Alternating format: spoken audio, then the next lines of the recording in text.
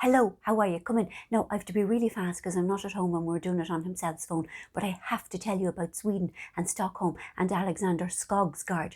Right, so I went to Stockholm on Tuesday, which I was so delighted about in and anyway, because I love Stockholm and I love Sweden and I love the Swedish people and it's always such a pleasure to go there. And I was staying in the Hotel Rival, and for some reason, and this has never happened before, because you never know what kind of digs you're going to get on a book thing, but I was put on the top floor in a suite, which was really beautiful and had views over the rooftops and everything.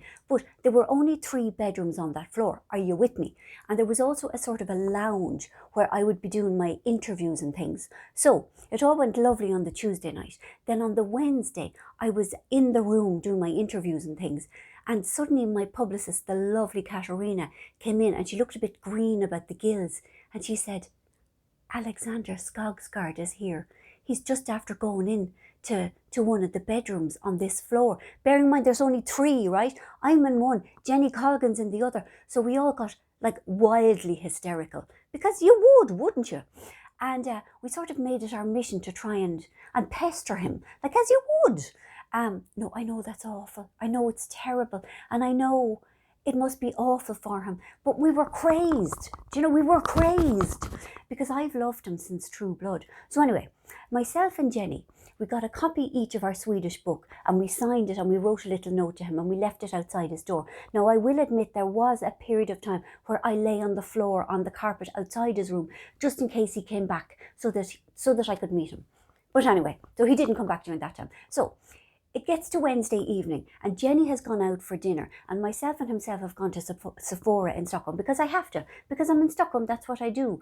And we come back and the books are still outside the door. He hasn't taken them. So I go in. It's late now at this stage for me, like it'd be 8:30, you know. And so I'm taking off my makeup. My makeup is off and I'm in my nightie, which is this stripy black and white thing, Marimekko, neck to floor. I look horrific.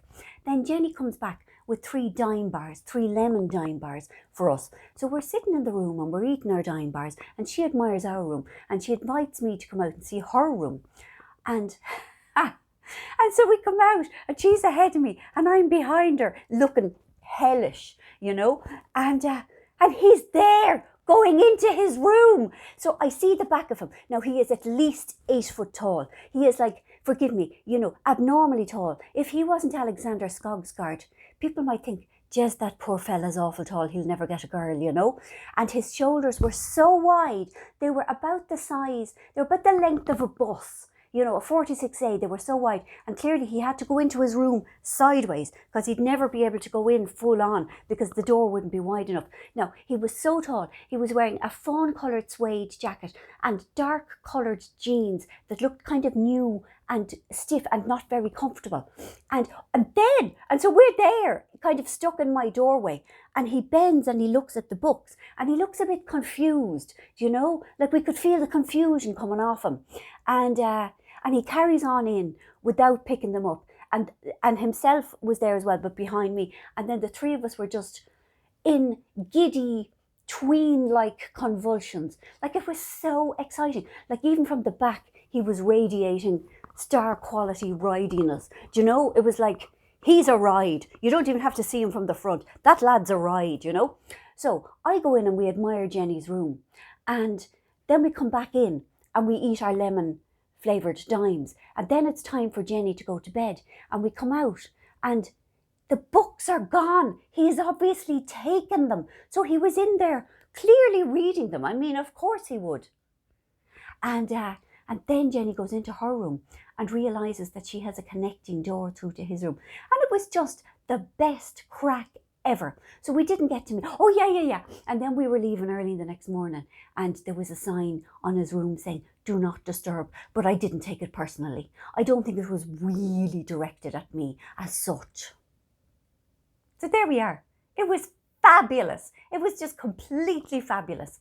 Now I think I have to go. He's nodding. Yes, I'm sorry. But yes, next Monday, I'll be in Dublin. Yes, I will. Very briefly. Goodbye. Have a lovely week. Bye.